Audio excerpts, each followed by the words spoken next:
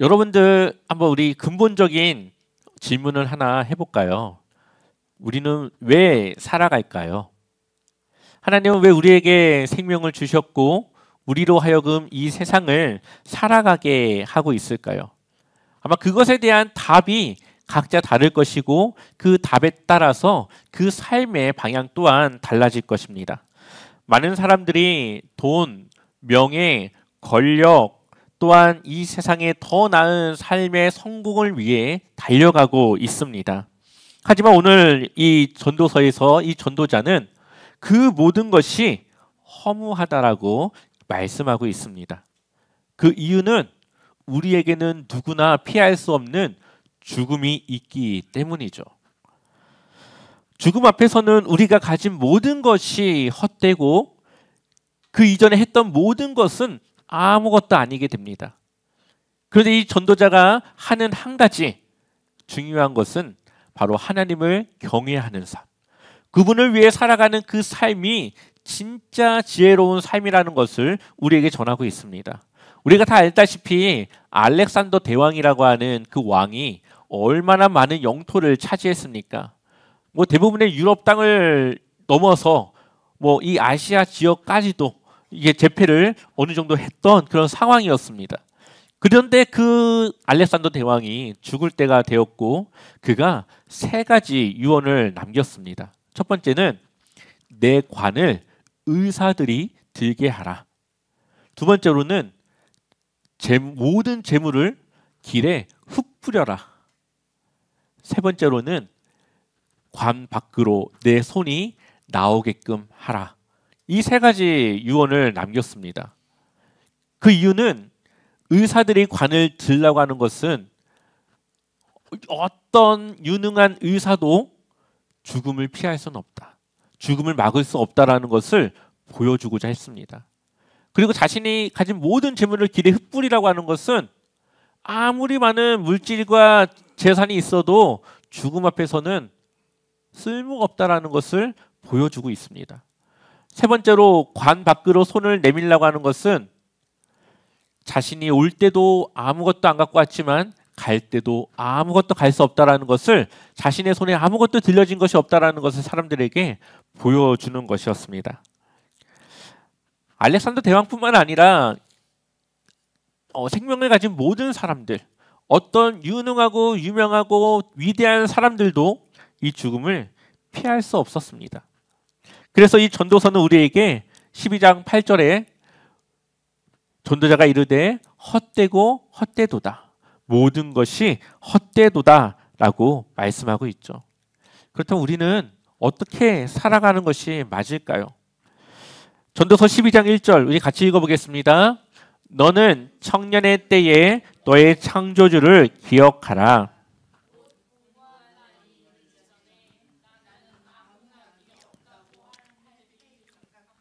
전에 아멘. 여기서 말하고 있는 청년의 때라는 것은 청년들을 이야기하는 것이 아니라 각자 인생의 가장 젊은 그 순간을 말합니다. 그러니까 최대한 빨리 한 살이라도 하루라도 더 늦기 전에 창조주 하나님을 기억하고 그 하나님을 위해 살아가라. 그 하나님을 기억하며 그분을 위해 살아가라 라고 말씀하고 있습니다. 여러분들 언제가 제일 젊습니까? 네, 지금이 제일 젊죠. 어저께가 제일 젊었고 지금 우리가 제일 젊습니다. 지금 당장 우리가 해야 될 것은 하나님을 기억하는 것, 그리고 그 하나님의 뜻을 따라 우리가 살아가는 것이라고 말하고 있습니다. 그것이 세상 사람들이 볼 때는 미련하게 보여도 정말 지혜로운 사람이 할 수 있는, 정말 이 세상에서 아무것도 얻을 수 없지만 하나님 앞에서 우리가 받을 수 있는 그 없어지지 않는 그 영원한 것을 취할 수 있는 바로 그 지혜로운 모습이 바로 그러한 하나님을 기억하는 그러한 모습이라는 것이죠. 그래서 하나님이 원하시는 그 뜻을 따라 우리가 살아갈 때 우리는 기쁨과 평안을 누립니다. 때로는 그것 때문에 조금은 힘들고 어려운 상황에 처할지라도 내 몸은 조금 힘들 수 있어도 내 마음과 내 영혼은 기뻐하는 그러한 모습을 볼 수가 있습니다. 하지만 그렇지 않을 때 내가 상황이 되지 않아서 하나님께 순종할 수 없다라고 생각하며 내 마음대로 했을 때 그 순간은 그것이 맞을지 모르지만 지나고 나면 그때 그거 안 했어도 되는데 그때 그게 왜 그렇게 중요하게 생각했는지 지나고 나면 굳이 그거 안 하고 그냥 정말 하나님의 뜻대로 할 수도 있었는데 왜 그랬지? 후회가 남게 됩니다. 그래서 참 이 시간이라는 것은 우리에게 야속하게 보입니다. 인간이 할 수 없는 가장 큰 것 중에 하나는 바로 시간을 조정할 수 없다라는 거죠. 우리가 아무것도 안 해도 시간은 가고 바쁘게 살아가도 시간은 갑니다. 그러니 우리가 시간을 어떻게 사용하느냐, 우리가 이 시간에 어떻게 내 인생을 소비하느냐는 아주 중요한 문제 중에 하나입니다. 또한 그 시간을 우리가 후회 없이 살아가는 것은 우리가 그 시간을 최대한 가치 있게 살아가는 것이죠. 그러다 보니까 사람들은 이 타임머신을 타고 과거로 돌아가는 그런 영화의 소재들을 많이 만들어냅니다. 생각나는 것 중에 하나는 나비효과라고 하는 영화가 있습니다.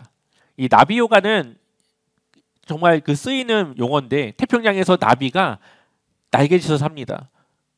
나비가 날개짓을 한다고 뭐가 있습니까? 느껴지지도 않죠. 근데 그 나비가 하는 이 날개짓이 점점 커져서 큰 태풍으로 만들어지게 된다라고 하는 그 용어가 바로 이 나비효과라는 겁니다. 그러니까 우리의 인생의 작은 것이 나중에는 큰 결과로 온다라는 그런 의미를 가지고 있는데 이 나비효과라고 하는 이 영화를 보게 되면 이 주인공이 일기장에 자신의 이 순간순간의 일들을 기록해 놓습니다. 그리고 그가 나중에 대학생이 돼서 우연히 그 일기장을 보다가 과거로 돌아갈 수 있는 방법을 알게 돼요. 근데 돌아보니까 과거 좀 후회되고 지금 이렇게 보니까 이게 좀 바뀌었으면 지금 이 상황이 바뀔 것 같다라는 것들이 있어서 과거로 가서 그 과거를 바꾸고 현재로 돌아옵니다. 근데 과거를 좋게 바꿨는데 현재로 오니까 더 나빠져요. 그러니까 또 현재로 오니까 뭐가 좀 나빠졌죠? 그걸 다시 또 가서 또 고칩니다. 왔는데 또 다른 일이 또 생겨요. 분명히 자신은 그것을 좋게 바꿨고 미래가 더 나을 것이라고 생각했는데 과거가 좋았지만 현재의 모습은 별로 그렇게 좋아지지 않는, 더 나빠지는 그러한 상황들을 마주하게 됩니다. 이 주인공이 그래서 과거와 현재를 왔다 갔다 하다가 결국은 어떻게 하는지 아십니까? 그러니까 자신이 태어나지 않는 게 가장 좋은 결과를 가져온다라는 걸 알고 엄마의 태 속에서 자신이 이 태어나지 않는 걸로 이 영화는 끝나게 됩니다. 많은 사람들이 생각하죠. 과거에 이것을 바꾸면은 미래는 더 좋아질 것이라고. 그래서 후회가 남습니다. 근데 이 영화가 만들어진 이야기이기는 하지만 우리가 생각해 봐야 될 것은 좀 있습니다. 우리가 후회하는 그 과거가 바뀌었다고 해서 지금의 내가 행복한 삶을 살거나 더 나은 삶을 산다라고 하는 보장은 없다라는 거죠. 그런 우리가 후회할 필요도 없고 그 과거에 미련을 둘 필요도 없습니다. 물론 더 좋아질 수도 있겠지만 그렇지 않을 것도 있습니다. 우리가 지금 살아가는 이 현재는 우리의 인생에 있어서 가장 좋은 순간입니다. 과거에 미련을 두지 말고 지금 이 순간은 내가 지금까지 최선을 다해서 선택하고 온 최선의 삶이라는 것을 기억해야 되겠죠. 그러니 우리는 과거에 눈을 돌리는 것이 아니라 지금 현재 우리가 무엇을 해야 되는지 또 앞으로 어떠한 삶을 살아가야 되는지를 생각하고 고민하는 것이 이 시간을 더 가치 있게 살아가는 것이죠. 그래서 전도서 12장 7절 우리 한번 읽어볼까요? 함께 읽어보겠습니다. 흙은 여전히 땅으로 돌아가고 영은 그것을 주신 하나님께로. 아멘. 여호와를 위해 살아가야 되는 것, 하나님을 기억하고 살아가야 된다는 것을 죽기 전에, 그 죽음이 내 앞에 다가오기 전에 그것을 해야 된다라고 말하고 있습니다. 죽음이 언제 올지 우리가 어떻게 합니까? 그것이 뭐 내일 어떻게 될지 우리는 아무도 알 수 없습니다. 그러니까 청년의 때에, 가장 젊을 때에, 지금 현재 바로 이 순간 하나님을 기억하며 하나님을 위해 살아가며 하나님을 위해 하나님의 뜻을 따라 살아가는 것을 우리가 결단하며 살아가는 것이 우리의 인생의 가장 큰 성공이다. 그것이 우리가 가질 수 있는 가장 큰 지혜다라는 것을 우리에게 말하고 있습니다. 그러니까 우리의 삶의 방향은 이 세상으로 가는 것이 아니라 하나님 나라를 향해 가야 됩니다. 우리는 이 세상을 살아가지만 우리의 신분은 하나님 나라에 속한 하나님의 백성이기 때문에 이 세상이 요구하는 삶을 살아가는 것이 아니라 하나님이 우리의 왕 되시며 우리의 주인 되신 하나님이 우리에게 원하시는 그 뜻과 그 삶을 우리는 살아가야 되는 것이죠. 그것이 우리 그리스도인의 정체성이 되는 겁니다. 세상 사람들이 많은 것을 가졌다고 해서 만족을 얻질 못합니다. 다 경험 있지 않습니까? 좀 갖고 싶었던 거, 좋은 것을 사면은 한 이틀 가나요, 그게? 때로는 사고 딱 받았을 땐 좋은데 그 뒤로는 별로 관심 안 가는 것들도 있습니다. 세상은 우리가 가지면 행복하고 가지면 만족하고 가지면 그것이 나를 더 좋게 해줄 것이라고 유혹하지만 막상 그것을 가졌을 때는 그 행복은 잠깐이고 더 큰 행복을 찾아 또 다른 것을 내가 소유하고 갖고 싶어 합니다. 그것이 바로 공허함이죠. 공허함. 채워지지 않는 내 마음을 말하고 있습니다. 근데 하나님의 일은 내가 하루 종일 정말 엉망으로 살았어도 내가 하나님을 위해 정말 딱 한 가지 헌신하고 그것을 위해 딱 내가 하나님께 내 마음을 들었을 때는 내 삶이 기쁩니다. 내 마음이 그래도 내가 하나님을 위해 이거 한 가지는 했다라는 그 생각에 만족감이 있습니다. 우리가 정말 누리고 평안을 얻고 기쁨으로 살아가는 것은 바로 하나님의 뜻을 따라 살아가는 것에 있죠. 우리는 다 그것을 경험했고 그것을 경험하며 살아가고 있습니다. 근데 때로는 우리가 유혹을 이기지 못할 때가 있죠. 우리가 유혹을 받는 것은 당연합니다. 이 세상을 살아가면서 당연히 유혹을 받죠. 저도 좋은 차를 타고 싶고 좋은 집에 살고 싶고 왜 그런 욕심이 없겠습니까? 그러나 그러한 유혹이 있다 하더라도 그것을 따라가지는 않습니다. 그것에 가치를 두지 않고 하나님을 위해 살아가는 것에 가치를 두죠. 누구나 사람은 그런 욕망을 가질 수 있고 그런 생각을 가질 수 있습니다. 하지만 그 삶의 방향이 거기로 가는 것이 아니라 그래도 하나님을 향해 그것을 내가 반대로 하나님을 향해 살아가는 그것이 바로 우리의 정체성을 보여주는 것이죠. 그것이 바로 하나님의 뜻을 따라 살아가는 것입니다. 그래서 전도자가 뭐라고 말하느냐? 우리 13절 같이 읽어보겠습니다. 이래 결국을 다 들었으니 하나님을 경외하며 그의 망령들을 지킬지어다. 이것이 모든 사람의 본분이니라. 아멘. 이것을 세번역 성경으로 보면 이렇게 기록되어져 있습니다. 할 말은 다 하였다. 결론은 이것이다. 하나님을 두려워하여라. 그분이 주신 계명을 지켜라. 이것이 바로 사람이 해야 할 의무다. 아멘. 사람을 하나님이 만드셨고 하나님은 우리를 만드신 이유가 하나님을 따라 하나님의 백성으로 우리가 살아가서 하나님과 함께 할 수 있는 그 삶을 살아가길 원하시는 거죠. 하나님은 우리를 통해서 세상의 성공을 통해서 좀 더 교회가 커지고 좀 더 많은 것을 헌신하고 그것에 있지 않고 그냥 우리가 하나님의 뜻을 따라 살아가서 결국에는 하나님 나라에서 우리가 함께 사는 것, 그것을 위해 우리의 삶을 주셨다라는 겁니다. 그래서 14절에 하나님은 모든 행위를 심판하신다. 선한 것이든 악한 것이든 모든 은밀한 일을 다 심판하신다. 아멘.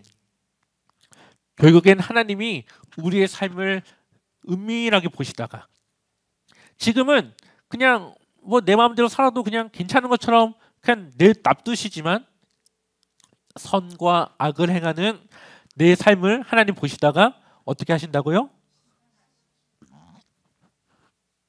결국은 심판하시는 겁니다.